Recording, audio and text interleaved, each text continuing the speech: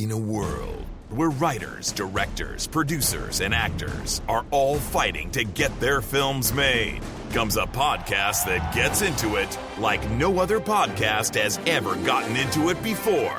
So, this summer, hang on to your laptops, because this time, there's no rewrite. Starring Mark Ice Roberts, Rod Tuddy Rinks, and on the ones and twos, Justin Wings Nichols. Let's get into it. Rated R. Under 17. Not permitted without a parent. Ladies and gentlemen, welcome to Let's Get Into It. We do not have Tootie here with us today. No Tootie. No Tootie. I got Davey Dave, though. I am here. Davey Dave sitting in, and I've got Justin Wings Nichols. What's up, guys? Tootie had to work. Yeah, he's a busy guy. Well, not only is he busy, but, you know, he's a filmmaker, he's a writer, he's a producer, he's an actor. He's trying to make it, but he's got to pay the bills. He has 3 kids. So he had to go do makeup and do his job today. So the great professional that he is, he said, the show must go on. The show must go on. And here we are. Davey Dave, what's going on? What's happening? What's happening with you? Oh, you know, just living the dream every day. Do you know anything about how Made in Mexico is coming along? I think it's being edited. It is being edited. Did you see that picture of Lilo. Did you see the picture of Lilo? And his chonies? Yeah. It almost feels like a Tarantino movie. It's got that vibe. I think the film looks pretty good. I think the writing seems pretty on point and creative. I'm really curious.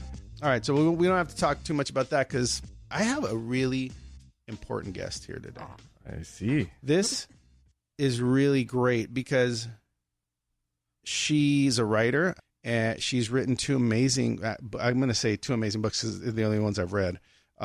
She wrote You. She wrote Hidden Bodies, big hits because they turned You into a TV series. Greg Berlanti. Who was the other? Sarah Gamble. Yeah. Turned it into a series for Lifetime. And then the 2nd season is now going to Netflix, which is pretty cool. And you're writing a 3rd book. But first, I just want to introduce you. Her name is Caroline Kepnes. Thank you, Caroline, for being here. Thank you, guys. Oh, I'll clap too. And you get applause. You get applause. Thanks for being here. Thank you. I am such a big fan. For a long time now. For a long time, Yeah. I've been a big fan. But I hadn't read your books. But stories. Short stories years ago. The short stories I had read. And I also was always very, very impressed with your career path. And I say that because on this podcast, we talk a lot about where'd you come from? How'd you do it? Yep. And it's fascinating. I want to hear about how you became a writer. When did it happen? For me, it happened when I was a kid in the earliest sense of like wanting to write, wanting to make things up, playing with my dollhouse, having so much going on that it was like, I can't remember where the mistress lives. I got to write it down. Really? It was this dollhouse with this secret room upstairs. So it was either a ghost or a mistress or, you know. Yeah. How old were you?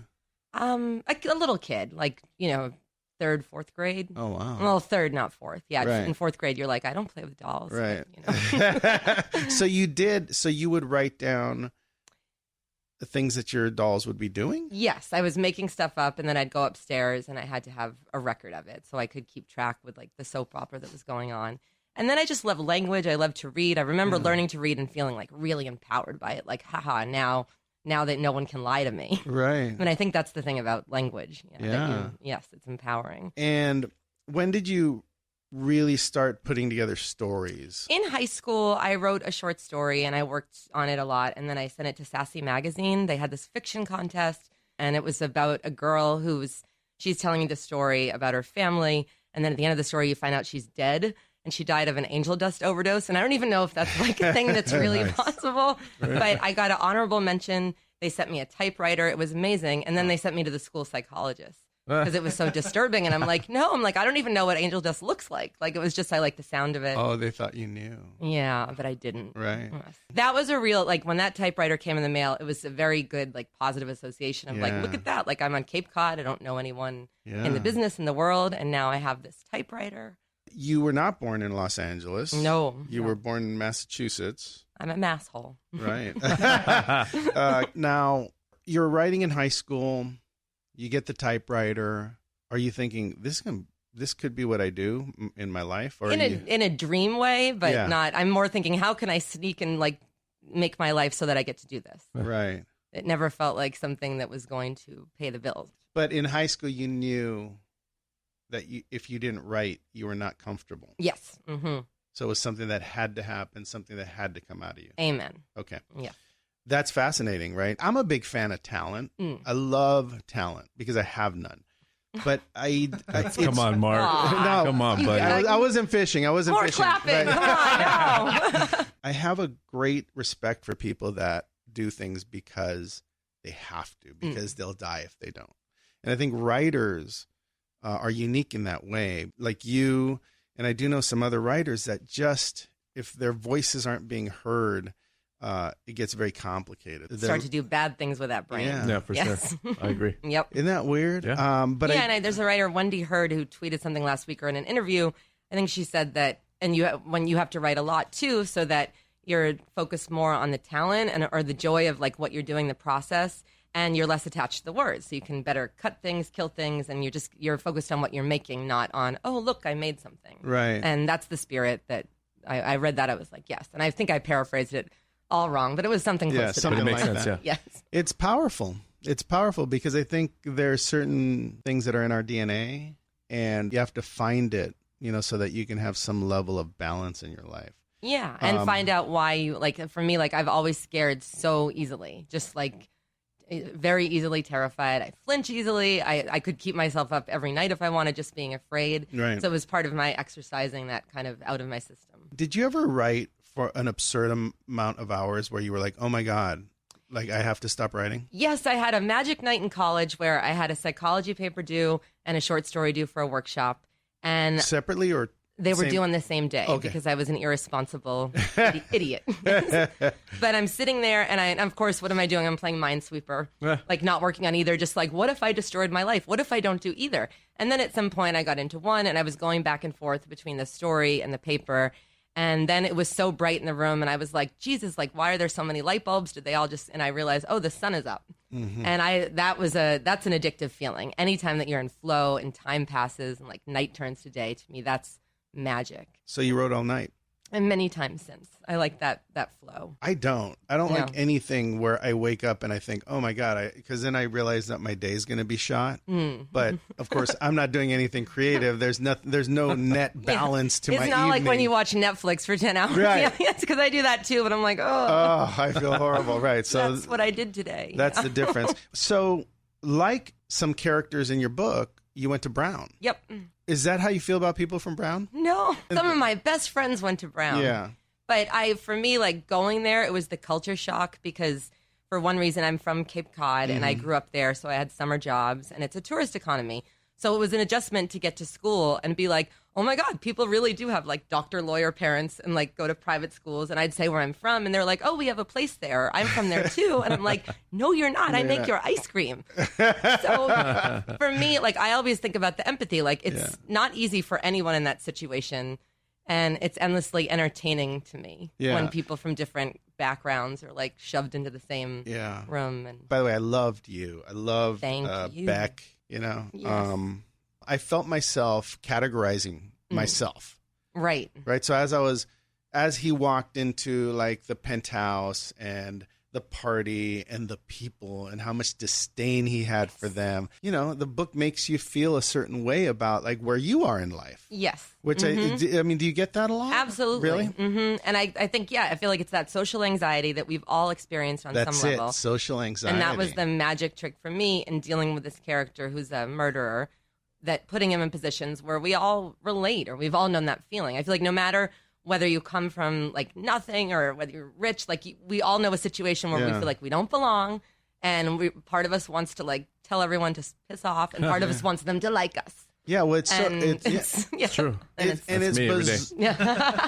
it's bizarre because you start to think, wow, I really ignore all of those social buttons. Like I do. I'll walk into a room, I don't really think about Who's Rich, Who's Not that often. But as I was reading the book, I was like, holy mackerel. Like, I totally feel I've been there, but I've just chosen to ignore it all and to just be above it. Yes. But I love Joe because Joe's like... sensitive to every little thing, because we know that, little detail of what people are thinking. Do you think like that? I think I'm oversensitive, and I've been told that I'm oversensitive at various times in my life. So I get, but I feel like, again, like when we don't feel safe, we get edgy and we do get sensitive. And I think I'm a little that way to begin with. Yeah. So it's a talk that I have with myself, like, okay, calm down. That's not as bad as it seems. Because we all have the voice in our head. Yes. Right. Dave's got a funny voice in his head. What does your voice tell you comedy. to do? It's actually pretty much along the lines of what you're talking about. Oh, yeah. Really? Yeah, but the way that I deal with it, I mean, I don't speak to anybody, and no one understands because I don't say anything. Private. I am very private. But I like to crack jokes. Humor's my thing. But there's a transcript in here that would scare us or show us a whole other side. I don't think it'd scare you. It's just, hey. Make us laugh. It would. I think so. Yeah. But that's just how I release. Yes. And that's how I deal with my social anxiety.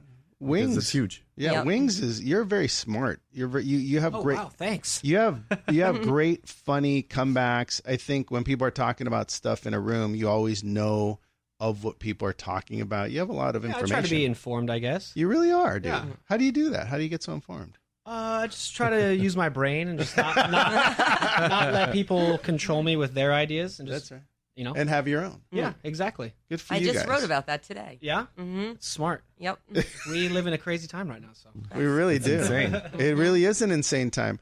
But I love that about Joe, and I always wondered, as I read it, since I know you, I wondered if that voice in your head works at the speed that his voice works. Yeah, I feel like I write fast and I think fast, and sometimes it's a good thing because I can get a lot of pages done, but it can be a bad thing because then what's in those pages? Right. But yeah, I've always had that like hyper.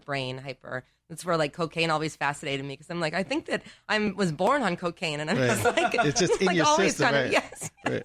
Like melatonin, it just right. It's just natural. Yeah, but pot and vodka, like Yeah. Yeah. Awesome. That's funny. Yeah, I love the speed of how he ramps up, when he's especially in the second book when he's writing, when he starts to write, and because he's a man that loves literature, I guess that's what makes him think he can be a writer. Absolutely. Yeah. Mm-hmm. So when he's writing, it's the advice they tell everyone who wants to write. Well, you have to read a lot. The first thing you have to do is read, constantly. So he's been doing that his whole life. So and he loves the classics, and right. So when he starts to write scripts, he's like, and I'm writing, and I'm good at it, and this is great, right? And he just ramps himself up, right? I mean, it's so neat, and I think that's the amazing thing about the character is that you kind of root for him, even though he's doing things he shouldn't be doing, yet you're still rooting for him to get away with it sometimes. Mm-hmm. That's what I hear, like, especially people who read the books. I hear that from, and I think because in the books, like, you're completely immersed in his head, and then his head is in your head, and reading is such a specific way to consume and experience something because there's nothing else in your way. Yeah. And in that way, like in the first book, there's a murder, and you don't see anything. It's like we join up with him after the dirty work is done. So It's easier to like think, okay, well, that was the thing that had to happen. In the show, they open it up. So people who watch the show, there was a lot more conflict, like who can actually like this guy? And then see a lot of people who read the book, like, well, read the book. Like you're with him, you can't not. And I think it just depends too on the way that people are wired. Right. Well, and it's a fun litmus test. It's so exciting to see people take it. For people who are listening, the first season was on Lifetime. Is that where you can find it now? Now on Netflix. Okay, so you can find the first season on Netflix? Yep. And the second season? Netflix. Is it out?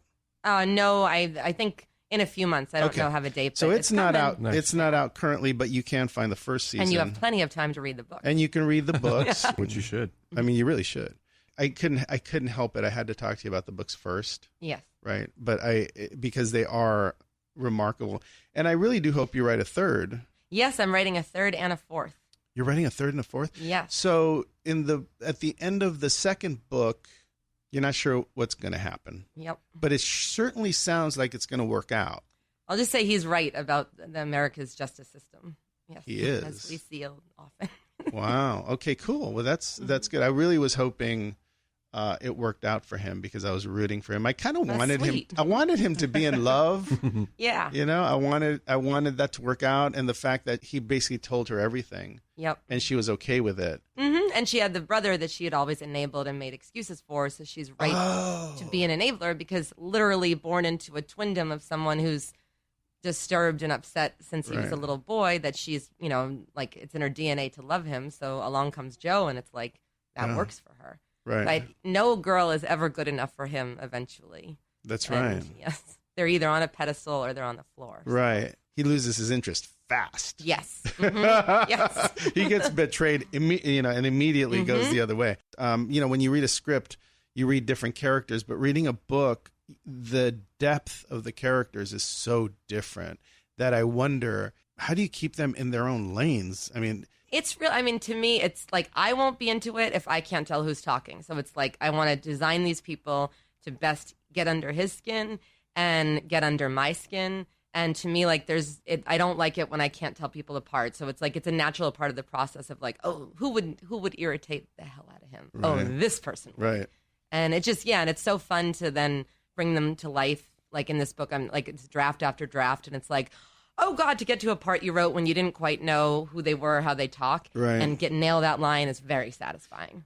I wish I was like Joe sometimes, because Joe is not the murderous Joe, but Right. but Joe is such a cheerleader for himself, Yes. right? I mean, he's such I'm good at this, and this is working, and it's amazing because you really do think, God, if I can only be a little like that in my own Yeah, life. and it's interesting you say that because I haven't thought about that a lot. But we were talking before about how my dad passed away, and I wrote the book shortly after that. And now that you say that, I'm realizing like, oh yeah, my dad was a huge cheerleader and one of those like, it's going to work out. Like you have it, you have it, you have it. And clearly death is devastating. But I remember a couple months after the death, like, oh wow, like I don't have that. Yeah. I don't. It's like when they discontinue something Oh, you you like at the don't grocery have his store, it's not available enthusiasm, to yeah. you. You can remember it. You know, you can like hold it in your heart, but it's not incoming anymore from a Right. source. So Yep. And did it give you a lot of? I think now that I energy? think about it, I feel like that was part of where I made Joe his own cheerleader. Oh wow. Okay, so let's go This back. is therapy, you guys. Yeah, right. Like, So let's go back to where we were. Thank you for letting me fan out about your books. I It mean, was anytime. fun. That was fun. So you're in high school, and then what happens I during high took school? an intelligence test, and it was called the Triarchic Theory of Intelligence, where it's basically they think that there's practical, creative, or analytical intelligence. Did you take? I think Dave took that Yeah, test. This right? actually sounds like a Stranger Things Yeah, episode. right? Yes. Are you writing a book soon? So what happened? And I take the test, and they're like, "Oh, you did well," but they won't tell you your score.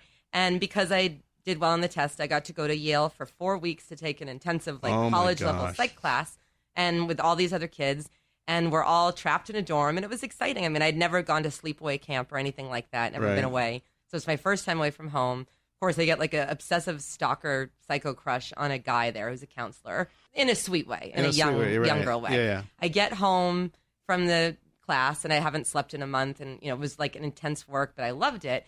And then this guy calls the house while I'm away, and my brother thinks it's someone from there. And I get back and he calls again.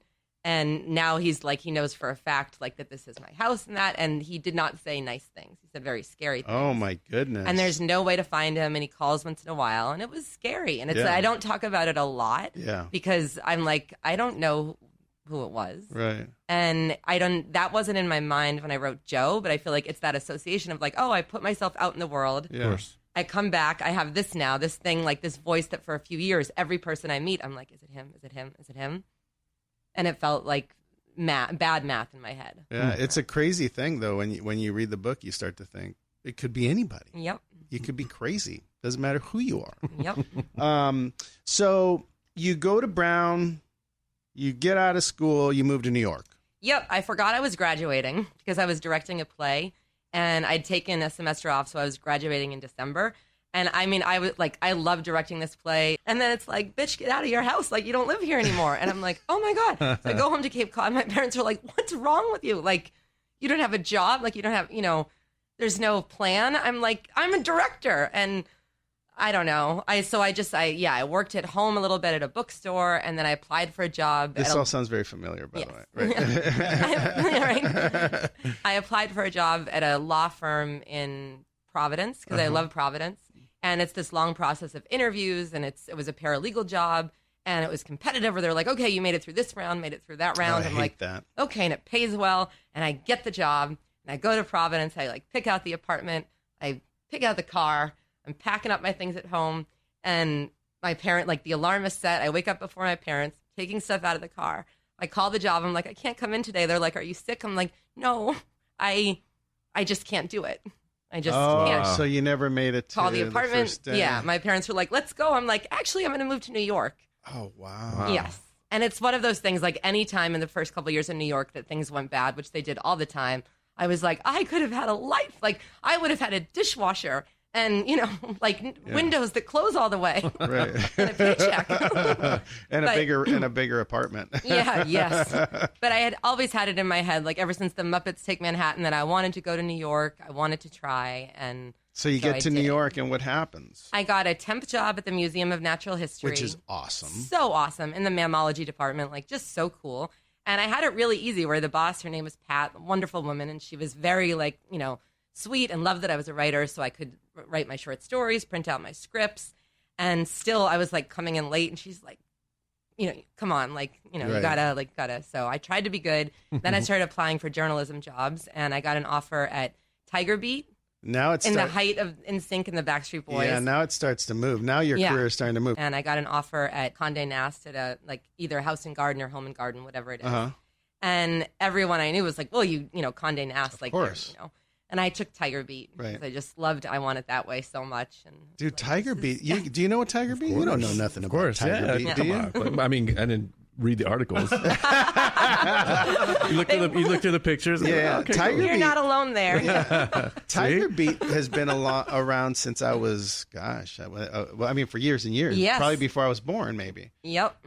And that's a long time. But so Teen Beat and Tiger Beat, yeah, they were the teen heartthrob magazines where you covered anyone who was pop culture and popular, right? Yes, and I knew it would be like living in a sitcom, and it was great and a fascinating experience. What did you do? Did you interview? I was associate editor Caroline. Oh my God! So I went to showcases where there would be bands, and we'd ask, what's your favorite color? What do you look for in a girl? And then Are you dating anybody? Mm-hmm. And then boy bands would come in and play for us like at 9:00 in the morning in a conference room with muffins. I mean, it was insane. It was great. And also it was nice. almost like a master's in alliteration because everything was alliteration. Right. And trying to and then find new ways to say the same thing over and over again. And it was very small staff, so it was a lot of writing. So I'm like, no matter what, it was good lesson for fiction writing because when you're writing that much and you have a deadline, you have to do it and you have to move on. Right. So while you were working there, were you still thinking about your other stories or were you? Yeah, I was still, that's the through line in my life, always writing short stories, no matter what. That's that amazing. really never stopped. And then I went to Entertainment Weekly where they have fact checkers and copy editors. And how was that? That was an intense change because I my first assignment was the Sopranos premiere party. Uh-huh. And it's the height of that and I had a wonderful time out all night. Hand in they told me something like 400 words. I give them 2,000 words. And there's some alliteration in there because I still have that, Yeah.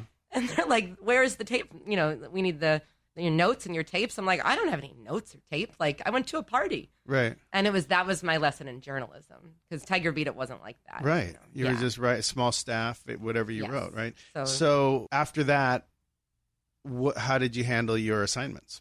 Then I learned to use a tape recorder. Nice. And when an editor tells you that something is 400 words, you do not give them 2,000 words. Right. You do 400 words. Mm-hmm. Wow. So how long were you there? I was there 2 years. And then you start out there as an editorial assistant. And then you either move up or you kind of go. Yeah. And they had offered me the correspondent position to move up. But it was the same kind of moment in my life where I really wanted to go to LA. Mm-hmm. I'd been in New York for September 11th. I was kind of still shaken by it. And my boss had left. And so I took another big leap where EW had sent me out here. And I had a couple meetings with people who were like, oh, yeah, I'll hire you. And young me was like, oh, I'll have to go out there and decide which job to take. Right, of course. So turned down the EW job, moved to LA. And believe it or not, all of those job offers at TCA, they weren't real. Did you work at E Entertainment Television? I did at E, yeah, when I got to LA. And what did you do for E? I was a kind of reporter, ghostwriter, gossip person. That's so what I heard. What a good job to get when you move here, like going to parties, eavesdropping. Was that a secret? Yeah, a little. I mean, yes and no. Like on the one hand, no, but on the other hand, like in the bathroom, if someone's talking to you, You're not revealing. You're not necessarily announcing like I will put you in a gossip column. Right. And then what happens after E? After E, well, then I had a movie column of my own for a little while. I was Real Girl, REEL. Ha. Yeah. Bad pun. And then I freelanced an episode of Seventh Heaven and another episode, and I just kept working on my own stuff and having those meetings where you go in and they're like, we love you, you're perfect, we want everything. And you call the agent like, they love me, it's perfect, I want everything. And then a day later you're like, when do I sign? And he's like, what? Nothing's like, no, happening. that was, So explain what you mean by freelance. I wrote an episode of Seventh Heaven, so I wasn't on staff. I just I loved Seventh Heaven. I was. Right. Me too. Yes. Mark, you did? Oh, I love it when here's someone the thing. knows it. Here's the thing. Oh, good. I actually used to work on Seventh Heaven as a stand-in for Barry, like maybe for like a month. Yeah. Oh my God. This was like in like 97, dude, or 98, something, 99, something like that. It was Right. a long time ago. Yes. How awesome Anyhow, is yeah. that? Wow. Well, you're an actor. You were on the promenade. Yeah. And everybody was so cool. Yeah. Real chill, Well, yeah. when everyone's making a bunch of money and everyone's beautiful, There you go. what's Except not for to me. be cool about? But Dave, I'm not that cute, dude. Davey Dave is an actor as well. Oh, okay. So if you, if you I thought you looked familiar. yeah, Oh, there see you that, go. Nichols? See, Yeah, it I do. recognizes you. Maybe you could be in You season 2. Right. Oh, Hey. Oh, Hey. could be. Nichols, I like you, buddy. Everything happens here. It was where like my obsession with Seventh Heaven led to that because at EW, like I pitched Seventh Heaven all the time. And sometimes I would win. Like we did a box in the magazine. Remember Happy the dog? Of course. On the show, they would turn to Happy for reaction shots, and it was just one of those aspects of Seventh Heaven was just amazing. Like, because it's a dog, so it's Right. always like. So finally, I got my wish, and there was a box in the issue of like Happy reaction shots. And then I compared the show to the Osbournes when that came out because it was like they're the same at heart, like two different ways of being quirky. Yeah. So the showrunner liked that and sent me roses, and I sent her spec scripts. That's cute. Nice. Yeah. Good for you. So you did. You worked on Seventh Heaven. Then was that your first job? That was writing? my first screenwriting. TV? Yeah. I feel like there were a couple little things before that, like that didn't, and nothing happened with, but tiny Right. thing, but like years ago. And then, did you write on any other shows? Secret Life of the American Teenager. I was on staff there for a year. Wow, awesome.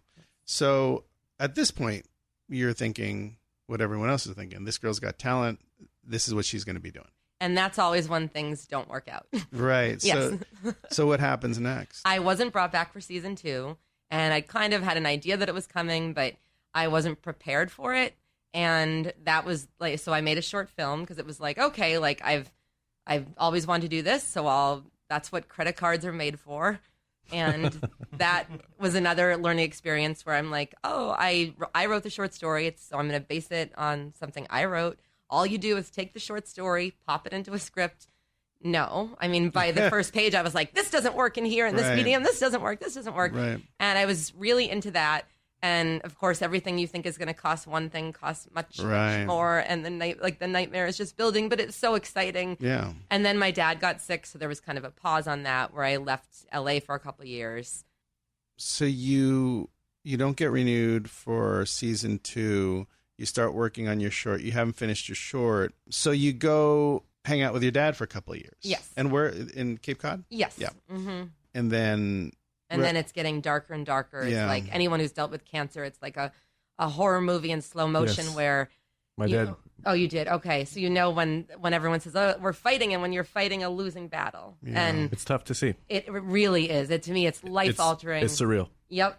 And walking in the other room knowing that, like, what's it like to be dying? To Yes. know that you're going to die. I mean, think it was about that all all I the could time. think about. I'm not writing. I'm, like, You're not. watching as many soft romantic comedies as I can just crying and kind of screaming like I can't focus because it's, like, the clock ticking and the slow, like, every week a little worse.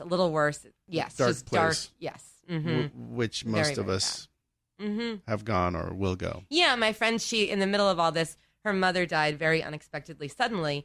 And we were like, there's literally no good way for this to happen because she had come to visit my dad. She knew him very well, and it was so nice. And on the one hand, when you die slowly like that, everyone gets to say goodbye. On the other hand, everyone has to say goodbye, and everyone, it's this, but then to lose someone so unexpectedly out of the blue, there's a whole other kind of hell. I'm like, there's just no easy way. Well, I'm sorry to hear about your dad. I know it was a while ago. Yours too. Dads and daughters are really cool. So your dad passes. What happens? I get strep throat, and I go to the emergency room, and they're like, oh, like everything seems worse because, you know, you're depressed and you're in mourning. But I had this weird feeling. Like something just didn't feel right. And a couple days later, in the middle of the night, I'm like realizing that the only way I can drink water is by like tilting my head and pouring it on my face. So, and I can't talk. So I go and get a notepad and I write down to my mom, like, I think we have to go to the emergency room. It's like, we've lived for 2 years in this emergency room. Oh, no. We get there and immediately it's like something is not right in there. And there's a shot, and a doctor who had been great with my dad comes in. He's like, you know, there's a very rare chance that this is some kind of a blockage, but probably not. Like, there's no way after everything you've been through. And get the scan or the MRI. He comes back, closes the door, and it's like, okay, yeah, there's a blockage, and the only doctor who can operate is in Chatham. We're getting him, but I knew that I would, like, you know, when you're dying, and I knew, like, oh yeah, like I had that feeling, like I was almost calm because it was like, all right, I'm not crazy. Wait like, a minute, what did you have? It's like epiglottitis, and it was a very rare type of thing, and just in a city, I feel like they see it more. Yeah. But this was Cape Cod in the winter. And the doctor gets there, and I live, and it was like very exciting. I lived, but then I couldn't talk, and they hurt my throat with the breathing tube because the surgery was in such a rush. Yeah. So, you know, it was just man. I go back to LA, I can't talk out loud. No, it's a very confusing thing to explain, especially when you can't talk. Yeah. One voice therapist tells me to start speaking in a high-pitched British accent, and that is like a good way to lose your friends and annoy yourself. and I'm working as a reporter too, so it's another like. I'm told not to go to loud places, not to drink, because when you're in a loud place, you talk louder. And it's like, well, I have to pay my rent. Right. And I mean, I have so much debt from the movie. Right. And just like, I'm like, oh my God, like, I mean, talking about it now, I feel like my heart rate's going up because I just remember thinking, oh, no. How does this end? Like So I was freelance reporting for Yahoo, and then also wanting to write something. And every time in the past when I try to write a book, I would turn into someone else. Like my short stories were always very like weird and voicey and like, you know, dark. But something happened when I thought of it as a novel where I'd be like, it was raining that night, and you know. Yeah. So I was like, I'm just gonna write this big fat short story, and tried it like 10 different ways. And then one day I was in a Starbucks, and Joe like was in my head, and it was like, oh, this is how he talks. This is right. And it was very therapeutic. I read somewhere that you were in the Starbucks, and that you started. Like you were making odd eye contact with people. Is that how it started? Really? And I was I feel like I had been annoyed at people not getting up when they were on Facebook. And I sat down and opened my computer. What do? Facebook. And I had that moment of like, oh God, like everyone's looking at everyone thinking everyone's in it. Can I say? Yeah, asshole? sure. Yeah. And then it just feels so good. Like it's that magic, like experience where I'm pulling the car over to make notes. I'm telling myself, you're only allowed to do this for 3 hours today. And then jumping into it. How long did it take you to write you? I think about 8 or 9 months. And it was like, to anyone who's trying to write while they have a job, like to me, that job helped me finish that book because I never knew when I was going to get hit. Like the way it worked was an editor would send me a trailer that was released. Like, oh, here's this. We need 500 words on this within an hour. And it was like, okay, like I can't work on my book right now. So then you have to do your work when you're doing your work. And after you hit send, you don't go on Facebook and mess around because you know you have to write that book. Right. Because like you don't know when you're going to get hit again. So now I invent things like that in my life since I don't have that journalism job. Like right. So one of the things that's remarkable about the book is the point of view. People write about it. People talk about it. After reading it, it is pretty remarkable that you never really hear from anyone but your lead character, Joe. Yep. I mean, you hear it all through him. Did that occur immediately? That was immediate for me because it was that, like, I guess after the time that I'd gone through and I'd had a lot of dark thoughts. And then because I couldn't talk out loud, I'd been writing on a notepad and my notepads were disturbing because there were so many, like I'd say awful things and then put a smiley face. So it kind of started with that of like, what if someone got inside this guy, someone's head, any of our heads? And there would be times when the person sounded a little off, like no matter who you are. Right. So that was like my idea was virtual reality. Like you are immersed, like the helmet is on your head, you're in him, like it or not. There is no escape. It's part of the claustrophobia, and it was part of the like where it was cathartic for me to like be in this totally different place in my head. Did you think at any point this is not going to work? Probably like 10 times a day. You know, Really? if it's writing, it's like 1 hour, like, oh, this is the best thing in the world. This is hard. Like, this doesn't work at all. And then the more like especially when he's killing people, and I'm like, I don't want that person. Like, I like that character. I don't want to kill them. Right. But at the same time, They had to go. yes. Yeah. But I knew that it was never going to jump into another perspective. You, to me, I would say, like, is one of the scariest, like, but most romantic words, because love is like, love is for everyone. But when someone says you, it's like your spine tingles because that's just you. Right. And I think that's, it's great. And then it can be awful. Right. Would you know if you were someone's you? And Remarkable and well told and sexy, by the way, very sexy. Very, gotta very lift those sexy. spirits, Well, there was so much going on. There's so much going on in your writing. I mean, there's sexiness from his point of view. I mean, there were many things that were very specifically male that I thought, I had a couple guys I would ask periodically. It's like, what would you do? hey, remember when Or we used to go out? Do you want to read this thing? Like, Right. Oh, really? And then they'd be like, hey, something like Yeah. that. Right. Okay, good. Because I was like, wow, there's so much going on. Sexiness. There's a flirtation. There's her lines. There's his lines. There's getting together, it falling apart, all of it. Yep. There was so much from the male standpoint and from the female standpoint that I thought, wow.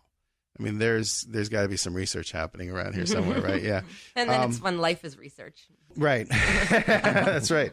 So you write a big publisher came into the picture, right? Yep. Simon & Schuster. Simon & Schuster said, wait a minute, hold everything. This is an important voice. And then your book became a big hit. Can I tell you, I was watching Jimmy Fallon one night. Right? Last summer. Was it last summer? And I'm watching Jimmy Fallon, and he's like, I guess he had some sort of summer book club or something. And he goes, we're going to pick one of these books. And he put up your book. That's great. Yes. Which book was it? Was it That you? was Providence. Oh, it was Providence, Yeah, right. that it was Providence. crazy. That was a really exciting. Did you know about that? Did you know it was going to happen? I did, but I wasn't allowed to tell anyone. Oh. And I just had the book, I think it had come out just a week ago. And that night I had an event with Lena Dunham at Romans, and I wasn't allowed to tell anyone. And I'm like, this is like, my brain's going to explode from like too much in one day. Wow. Because then it aired like during the event, and then rushed to a bar with friends and like watch it on TV. It was just, yeah. It has affected a lot of people. People really, really love you. They love Hidden Bodies. They love Providence. So, like, you're a big-time writer now. Oh, weird. Isn't that weird? That's not how I felt this morning. When you woke up. But it is. You have people who love your writing, love your books, can't get enough of it. Mm-hmm. That's an absolute dream come true. Yeah. Congratulations. Yeah. I need to read a couple of quotes just because this is incredible. So Stephen King tweeted about you. He said, hypnotic, scary, plenty of snark. That's pretty cool, right? That's cool. I don't know if this is the full quote or not, but Lena Dunham describes Hidden Bodies as delicious and insane. She was riveted, aroused. Okay. Aroused. Very exciting. Did you know Lena beforehand, or No? Okay, no. so you met her because she read your book. Yes, it's absolutely powerful to every day hear from people in all different parts of the world, in all different businesses who like are moved. I mean, that blows my mind. That's when you amazing. say, say, "Oh, are you sick of talking about this?" No, of course You're not? I can't fucking believe it. It's pretty amazing. That is Yeah, amazing. I want you to know that from where we sit, you're pretty amazing. Thank you. Your career is inspiring, and I think I wrote that to you in an email. You did. Mm-hmm. And I think it's important that people hear, where you came from and how you did it. I think one thing that defines your career is that you definitely were born to write. It's in your DNA. If you don't do it, if you don't get it out of you, you're not going to be a happy person. Itchy and bitchy. And you got to love writing more than, other things. Yeah. That's the key to me too. Like, So and you got to just do it a lot. Like you got to find it, right? You got to find it. If you love it, do it. Yep. And find a time to make it happen. So you wrote big hit. You wrote the sequel, big hit. Greg Berlanti and Sarah Gamble produced the television series. There's a second season of that. You can find them on Netflix. And you wrote Providence, and everything you're doing seems to be working out. Yes. Right. And I'm writing 2 more books for Random House, 2 more U books. And then I have another book that I wrote, but that's going to be out, I think, in a couple of years, about a woman who has some issues. Yeah. And besides that, is there anything in the movie space or in the TV space, or do you just not have time for that? I wrote a pilot with John Stamos. He was Dr. Nicky on You, so that was just a really fun experience. We'll see if something happens with that, but it's right now. I'm like, I have to finish this book. I've got to watch the series. He's Dr. Nicky? Yes. How perfect is that? Right? Yeah, I mean, when Joe shows up, because when Joe goes to see Dr. Nicky, I love that he's going in there to really be upset, and then he's like, wait a minute, this guy is good. Mm-hmm. And then he just kind of falls in love with him on his own, right? So that's kind of funny. Yes. First of all, thank you for being here. Thank you. I really wanted people to hear your story. It's inspiring, it's amazing, and it didn't all just happen overnight. No. Not remotely. Yes. Yeah. The one through line in your story is that you're very talented, and you found what was important to you and in your heart and in your soul, and you wrote about it. Yeah. And to find out what works for you. I feel like it's like everything in life. Yeah. I like those deadlines, so I make them for myself. My calendar looks like there's something wrong with me, where it's like 13, 14, 14, 15, 15, 16, So you've sort of been giving it throughout the podcast, but any advice for any young writers out there? Yeah, find what works for you and write. I don't think that you can say write every day. It's not realistic for some people, but you do have to. It does require discipline. Get it out of your head onto the page. It's so much better to have something that's horrible that you get to rewrite than to have nothing. And it's like building anything. You just got to lay that foundation and then over and over and over and over again. Yeah, that's great advice. I'm really bummed that I didn't do something with you before you became famous. Well, there's time yet. Really? You heard it here. Mm-hmm. You heard it here. Everything happens here, Mark. Everything happens here, and let's get into it. Well, thanks again. Thank you, guys. Tootie will be back next week. And make sure you follow us on Instagram at the Let's Get Into It. And send us a DM if you want to have any questions or anything like that. Yeah, there's been lots of questions. We've been talking to a lot of filmmakers about what they want to do, and I've sent out pieces of advice here and there. Yep. Nichols, thanks for coming in. Anytime. My man. All right, guys. And thanks, guys. Thank was you. fun. That was great. I hope you had fun. I hope you'll come back. Oh, yeah. Right, we'll come back and talk about your other stuff. Absolutely. As Now it I know how to get here. As it continues to happen. Live the worst sense of direction, so it helps. All right, well, thank you guys for listening to Let's Get Into It. See you next time. Yay. I love that. That was good. That was fun.